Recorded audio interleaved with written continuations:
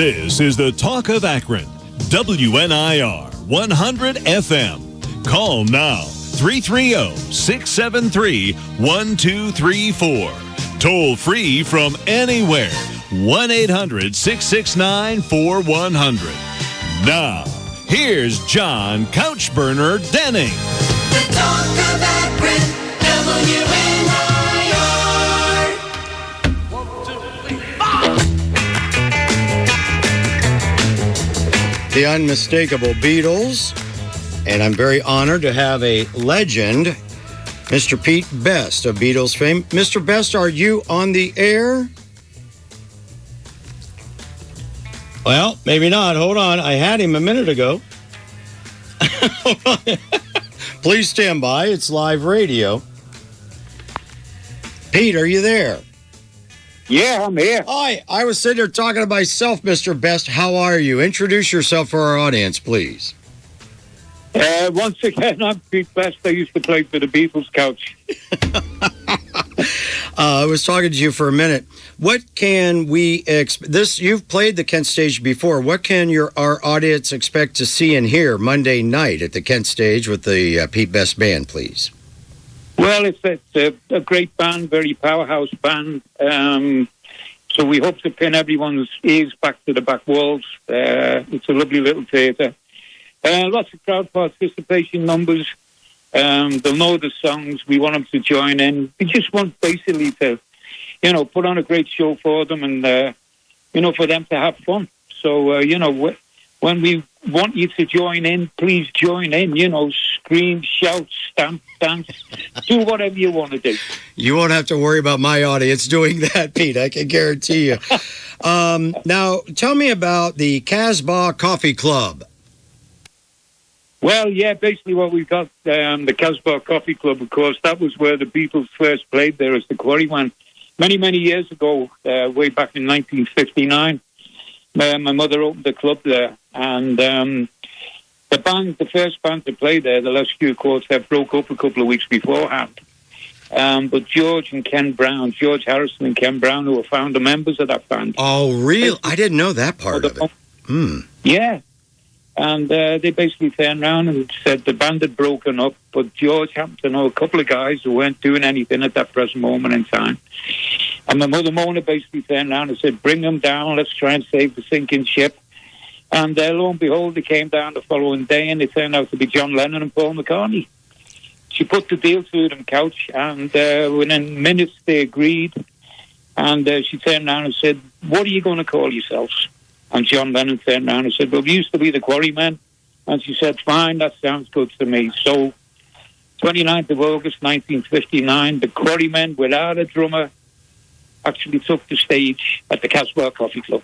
And it was below your house that you lived in. Is that true? That's correct, yeah. That's the beauty. What was it like? So you had the Beatles playing in your basement. Okay, tell me about that. Yeah, well, we you've got to see this house. It's an old Victorian mansion set within, about an acre of ground. And it's got cellars which run all the way underneath the house. And that's what became the Casbah Coffee Club. When my mother came up with the brainwave to actually open a coffee club, she was going to utilise the cellars which were down there. And the beauty of it is, Couch, that it's still there today as a tourist attraction, still in its entirety as when we closed the doors in 1962. So all the artwork and the painting on the ceilings, the Aztec ceiling that John did, rainbow ceiling that McCartney did, the salmon ceiling that Harrison did, the spider's web I did, the artwork over the fireplace that my mother Mona commissioned Cynthia Lennon to paint John Lennon on, the stars on the coffee club bar ceiling, which were painted by everyone. They're all still there today. And that's the beauty of it. It stands in its total originality. And the other thing is, hot off the press, nearly a week to go, 1st of August, which is next Thursday, we'll be opening the Casbah Coffee Club Suites, which is the conversion of the house above the Casbah. And we converted these into 5 luxurious suites, the McCartney suite, Lennon suite, Sutcliffe suite, Harrison suite, and of course the best suite. And If people Which can is, book in, I would like the best. I'd like the best suite you have. Oh, we'll give you the best suite. So you're not saying it's the best. It's named after you. It's obviously. Well, it could be the best suite. We leave that up to them. It's best suite by name. Well, now wait a minute. So you're telling my audience, if we travel to Liverpool, that as of next week, that people can go and see the Casbah, and then they can stay in the where you basically grew up ish, right? That's right, yeah. They can stay in those suites where the Beatles played, rehearsed, partied, slept, frolicked, you name it. They did it there. And if people book in, they can feel that for themselves. Isn't that something? Now, you joined the band in August of 60, right before they went to Hamburg. Tell me about that. Mm-hmm. How did that come about, Pete Best? Well, yeah, that came about simply because of the fact that formed my own little band called the Blackjacks, which was doing quite well in Liverpool. You know, we were getting quite a following. And one particular day, around about beginning of August 1960, I got a phone call off Paul McCartney. And he basically turned around and said, Pete, we've had the offer to go to Germany. We think it's initially going to be for a month, but it could be longer. What do you feel about joining? So I turned around and said, okay. I said, I'll go and check it with my own lads, and I'll check it with my parents, which is what I did. And the consensus of opinion was, go with our blessings. So I did. Went and auditioned for them, which was quite a scream, actually. I went to the Wyvern Club, which later became the Blue Angel Club in Liverpool. Blasted off about 6 numbers that every Tom, Dick and Harry band in Liverpool was playing. Mm-hmm. And about 10 or 15 minutes later, they went in the corner, mutter, mutter, mutter, bumble, bumble, bumble. They came back and turned around and said, Pete, you're in. And with that, Alan Williams came in, who was the manager who was taking us out to Germany on that particular trip. And they basically turned around and said, Alan, meet the new drummer, Pete. And Alan turned around and said, okay. He said, but it was a foregone conclusion, Pete. He said, we'd seen you playing. We liked what we saw. So I turned around and said, Alan, one particular question. Answer it for me. So he said, I'll try. I said, if you see me playing, why did you make me audition? And he turned around and said, oh, very simple. He said, just in case you ask for more money. So that was my baptism of fire. Going out to Germany. A couple of days later. Well, if we make him audition and then we choose him out of 10 guys, he'll demand more money. We'll just ask, okay, that makes sense. I understand that. Now, well, it's a little Liverpool thing, Couch. I see.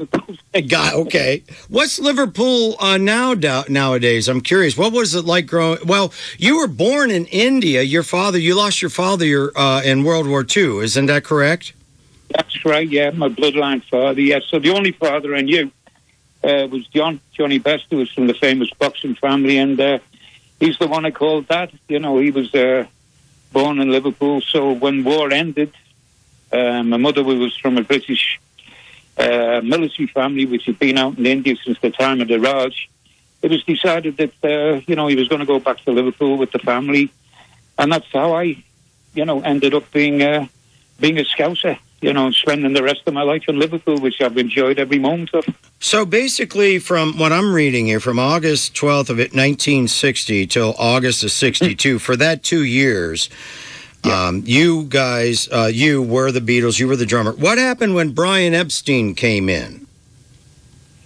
Well, basically what happened when Brian came in, he'd seen us, and he liked what he saw. He put a deal to us, and he was quite open about it, quite honest about it, Couch. He turned around and said that no strings attached, interested in going to become your manager, but I'm quite honest, I've never managed a band before.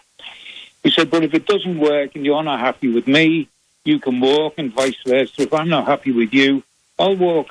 So it seemed a fair deal. We went away. We talked it over amongst ourselves and with our parents, and the consensus of opinion again was fine. He seems the right guy for the manager. We'll give him a chance to do it. So basically what happened was, when we accepted, he turned around and said, well, look, it looks as though I want to make you more professional. He said, I like the way you play. He said, but your appearance on stage and your mannerisms on stage, he said, I'd like to clean that up a little bit. So there was a 50-50 split in the band. He wanted to put us into suits. Paul and George were quite happy to do that. John and I, being the rockers, turned around and said, we're not happy with that. So we came to an agreement. Okay. Yeah. For the first half of the show, we wear leathers. For the second half of the show, we wear the suits. Now, the funny thing was, Couch, as he converted us and cleaned the act up and put us into suits and not smoking and playing off set lists and becoming very, very professional, we were at a very big posh dance in Birkenhead. And it was one of these dances where it's sticky bows and, women with jewellery and, long evening dresses. And we're playing in the second half. And we've got our suits on and we've got our ties on and we're sweating away. And all of a sudden, who walks through the middle of the hall? Brian Epstein. But what's he dressed in? Leathers from top to bottom. So he put us into suits and he changed himself into a rocker. Well, what was it like trying what was it like trying to be a drummer in those suits you were wearing? That had to be difficult. No, it wasn't too bad. When you played 7 hours a night in leathers and leather pants and cowboy boots, converting over to a lightweight mohair suit was quite easy, believe you me. It's easy. Okay. Yeah, I guess. Yeah, that's a fair point. Your 7 hour gig for what? £2 a person, or what do you get paid in, shillings or pounds? I'm not familiar with the currency. Well, when we were in Hamburg, we were getting paid in those days. It was marks. Now it's euros. But I think it worked out £15 each. Okay, which is going back, I think it was about 150 marks. Now that sounds a lot of money, right? But when you've got to eat, sleep, drink, live off the £15 a week, right. You got paid on the Friday, and by Saturday you were broke again. It was as simple as that. So, it was a never-ending spiral. But it was rock and roll, and we survived. We survived. Did you know, I'm curious, growing up and being best buds with John Lennon, really. I think the way I understand your biography is you and Lennon were childhood friends and what have you. You were mates, I think, would be a way of putting it. Did you know early on what I'll just say it, a genius he was? Was there any hint of that early on, Pete Best? Yeah, there was. I think with all of them to a certain extent. And it might sound a little bit crazy way of putting it, but they all had a genius factor about them, even though they may be slightly different, if you get the gist of what I'm trying to say. I do, yeah. Paul was a genius in different ways, put them together. They were brilliant songwriters. George had a gift, his own gift. John, he had his own genius. He had his own way of delivering things, his own way of songwriting. But yeah, it was very apparent even from an early age that there was a genius element within the band. Not what we expected, but would have happened, or was today.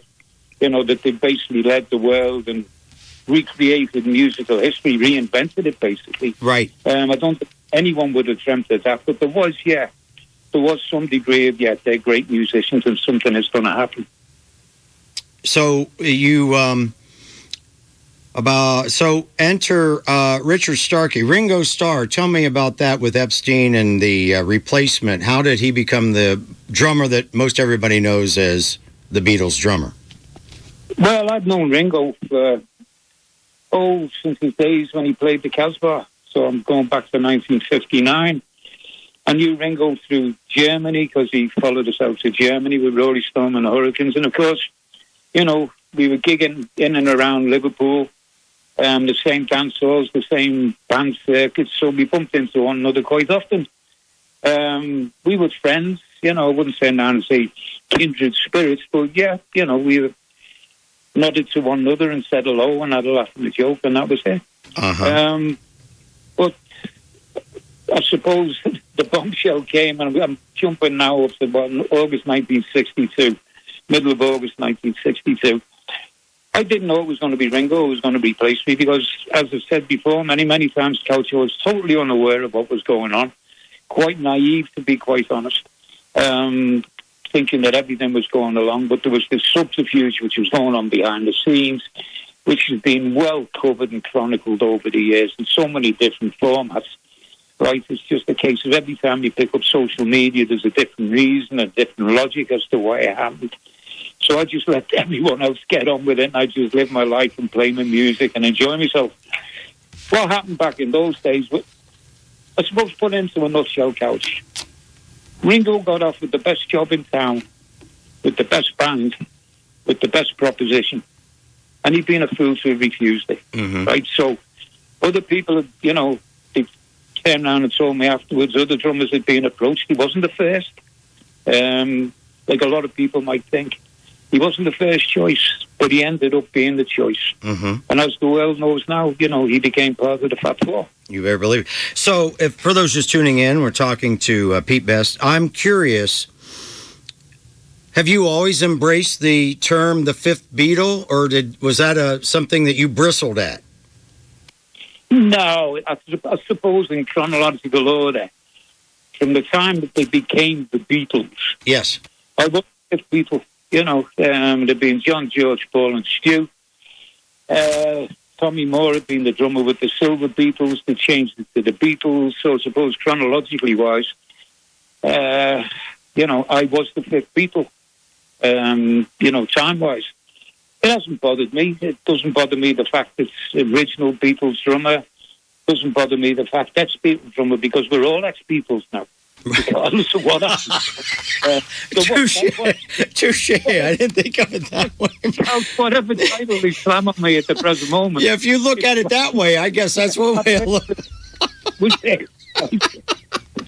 All right, now, so I beg your pardon. Today's Friday. So you're going to be at Kent Stage in downtown Kent, beautiful venue, and you're going to be there Monday night. And again, you want it to be a fun, raucous crowd. You want people to get involved and sing along and do all the things. Is that what we can expect to see and hear, right?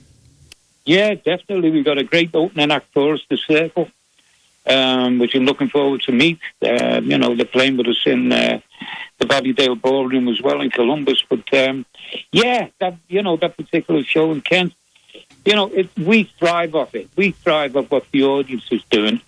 You know, we want the audience to enjoy themselves. So they've got the opportunity to do whatever they want to do and then get away with it. Okay, let's do it. Let's have fun. Let's make it a night that we can remember. Because God knows when I'll be coming back again to Kent. Amen. So let's make it a night to remember. But then next Thursday, August 1st, again, the Casbah, the house you grew up in, the first place they played, is now going to be available. Is it sort of like an Airbnb, or do you just, to rent the rooms, the Best room, the McCartney room, or whatever? Are you involved with that, or how's that work? No, that's Couch. That's all through Airbnb. Okay, that's what I wonder. That really interests me. That's pretty cool. I have a question. Got a lot of questions. If you got another minute, okay. Sure. So when you tell the Americans what it was like back in the early '60s for. You had to pass these school exams, and the story is you did very well in the exams, unlike Lennon, McCartney, and Harrison, who had failed theirs, and you had a chance to attend teacher training college. Did you go back and do that, or how did that work? Yeah, I got educational qualifications. They got educational qualifications as well. Okay, but, you know, because Paul's very well educated. John, you know, artistic talent. George, he went to high school. So, you know, educationally, we were all pretty much on a par. Did I go back to teachers training college? Did I? Hell, no. Once I've been bitten by the show business bug. Oh, yeah. I once you're hanging around this, you're like, I can't go back and learn the reading. This is too much fun, what we're doing, right? You're traveling around and everything. Did your family, did your mom embrace all of it? She obviously did. If she owned the Casbah, she was probably encouraging it, right? Couch, to be quite honest, she was behind me. She was behind the Beatles. She was so supportive of them. You wouldn't believe it. You know, she did a lot of work. Bit of an unsung hero, you know, for promoting the Beatles in the very early days, and stood behind my own campaign as well. Like, you know, and it wasn't just the Beatles. She had a dream. She wanted to bring music to the the kids of Liverpool. And she did that through the Casbah. The Casbah became the catalyst of the Merseybeat sound, and hence she got the wonderful title being the mother of Merseybeat, which no one can take away from her because she was the mother of Merseybeat. Okay, so there's a song, Across the Mersey, Mersey. Talk about the river, the Merseybeat. Yeah, I mean, that's the song you were, going to watch. I just drew a total blank on. That was a hit later. Not by, who sang that song? Jerry, that was Jerry. Jerry, that's right. Okay, yeah, a big hit talking about the Mersey River. So that was that's part of the Liverpool milieu, if you will, huh? Yeah, it's very much so. I mean, the River Mersey splits Liverpool and Birkenhead. It's as simple as that. It's the biggest, sea track into the northwest. Now it's got cruiser terminals. It's got big liners coming in. Yeah. But you can't forget about it. We've still got the old ferries which are pumping up and down, side to side, keeping people, trafficking from Liverpool to Birkenhead, and long may it continue. Yeah. Mm-hmm. I'm thinking of Dave Gilmour, Roger Waters. I'm thinking of Pink Floyd. They're not Liverpool, but many people in your age growing up over there. It has been said, I watch many documentaries, and you'll have to humor me for a moment. Here is the general theme. Because Liverpool is such a shipping, you guys were right there, and many times a lot of the U.S. military men would come over and they would have these LPs and albums of the American Southern blues.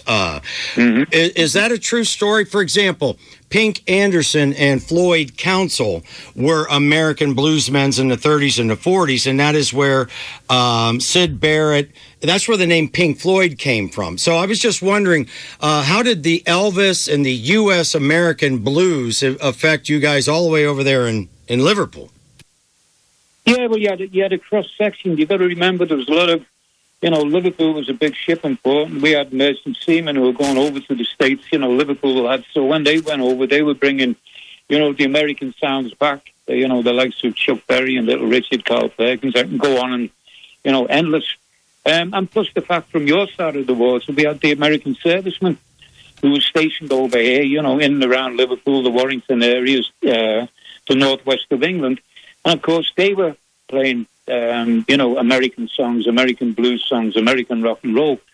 So it was available for us, and fortunately, a lot of the early rockers, the rocking bands that, eventually came out of Liverpool, cut the teeth on the American artists. So those just tuning in, we're very happy to have Mr. Pete Best, the fifth Beatle, coming to the Kent Stage Monday night. Tickets are available at kentstage.org, and so it's going to be a fun time. I know you're busy. I have some questions about some of the other... did you become friends with any of the, for example, the Hollies? Buddy Holly inspired the Hollies. Their name was named after Buddy Holly, right? Mm-hmm. What other, were you ever approached by any other, British rock and rollers that we all know by heart here in America? Did they ever say, hey, come in and Pete, would you play with us? Or were you ever recruited, I guess is my question. Yeah, there were offers came in, when word got out. But of course, the Beatles were still on the ascendancy at that particular time. But don't get me wrong. When I turn around and say still on the ascendancy, they'd only just started to record, for EMI. So the first release, which was Love Me Do, was the kickoff to, the ascendancy starting to kick into gear. And Did you say Love Me Do? I did. So there you go. So yeah, there were offers came in from other bands, but at that particular time I was still a little bit shaky about what I was going to do, and I finally decided to stick with a good old Liverpool band called Lee Curtis and the All Stars, which are a very up and coming band. Right. And I did proud with them because I got them to number 2, which was as far as you could go, right behind the Beatles, which was a big feather then. Talk about the British, since we're on frequency modulation here in America on FM, the Talk of Akron with Pete Best. Talk about the British broadcasting system and trying to get on the radio. What was the challenges with that with the BBC? Well, fortunately, by the time we wanted to get airplay, prior to that, it was very regimented, okay. Without knocking the BBC, it was a little bit like old-fashioned, bit like a stuffed old wardrobe. Played the same format, wouldn't change. Then, gradually, with the advent of pirate radio, which we call pirate, the likes of Radio Caroline. Oh, my goodness. Oh, you know what? I'm sorry to interrupt you. Pirate radio, I watched that documentary about 20 years ago on Netflix. Pirate radio, the guy's got a radio station on a boat out in international water, right? Mm-hmm. Was that off of Liverpool or off of London? They had two, actually. One was off the south coast and one was off the north coast. Oh, how did that work? So they were pirate radio. They were out in the middle of the ocean broadcasting, right? Yeah, but the funny thing was, Couch, because of the influence of pirate radio, this is the way I see it. Anyway, this is my own personal opinion. Because of that influence of pirate radio, and they weren't conscripted, they could play what the hell they wanted to. The audience was listening to pirate radio. So the BBC very quickly had to come to terms with this challenge from the pirate radios. And they suddenly started to change the format and make it a little bit more updated, a little bit more in vogue with what the teenagers and the kids wanted to hear on the radio. But there was still a big threat from pirate radio. As I'm looking at the time on Love Me Do, 2 minutes, 20 seconds. Did the BBC establish that right around 2 minutes, 20 seconds? Where did that originate? I think the playing time for most of the records, the early records at that time, okay. I think the shortest one I've heard was 120, and I think round about normal playing time would be around about 2 minutes, 2.5 minutes. Okay. Which just about pops in with Love Me Do. They just made it under the water bridge, yeah. Okay, well, so, again, Pete Best, I can't thank you enough for calling in, and I'll see you Monday night at the Kent Stage, Lord willing. And then, very interesting, we had a trip, when I say we, I've prior to the pandemic, we were going to go to London proper for 4 days, take the Channel to Paris, with about 40 or 50 of my callers. And a couple of guys wanted to take a day trip up to Liverpool, but sadly, I'm going to have to get back. But now you've given me a new thing to put in my bucket list. I'm going to Liverpool, and I'm going to stay at the Casbah Coffee Club in homage to you and your late mother. Couch, you better believe it. And I'm going to rent the best room. How's that? That sounds fantastic. Okay, anything else, Pete Best? Anything else you'd like to... I got to get caught up here for the top of the hour. Anything else, my friend? No, my friend, thank you for having me on. And, let's make Monday night a fun night. And hopefully I can, if you're going to be there, I can... Oh, I'll be there with bells on. Believe me, I'll be behind the voice. Okay, yeah, exactly. Same thing. Thank you very, very much. Very proud to meet a legend like you. And we'll look forward to seeing you Monday night at the Kent Stage. And thanks for taking the time to call me. I know you're busy. Thanks, Pete. Thanks again, Couch. You're welcome. Thanks again. Okay, bye-bye. We'll be back. The Kent Stage presents Pete Best and the Pete Best Band, July 29th at the Kent Stage. The guy who put the beat in the Beatles makes his return to Kent. Pete Best and the Pete Best Band, July 29th at the Kent Stage. Tickets on sale at kentstage.org.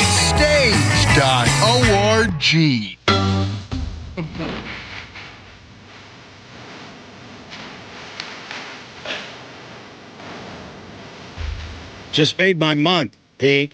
Tickled to death.